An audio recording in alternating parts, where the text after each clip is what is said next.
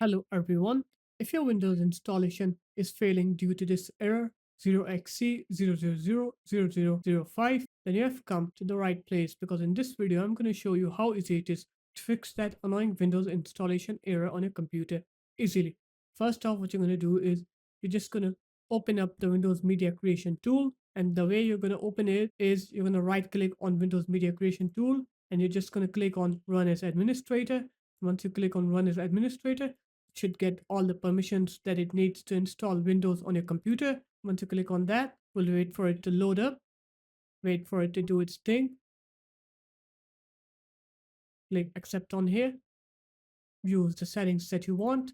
I'm going to use the recommended options for this computer. Click next on here, select either the USB flash drive if you want to make a USB bootable, or select the ISO file if you have the ISO file downloaded from Microsoft.com.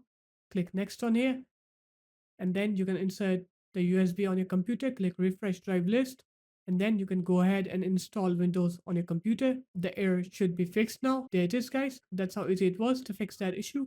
If you found this video helpful, make sure to leave a like, comment, and subscribe to the channel, and I'll see you in my next video.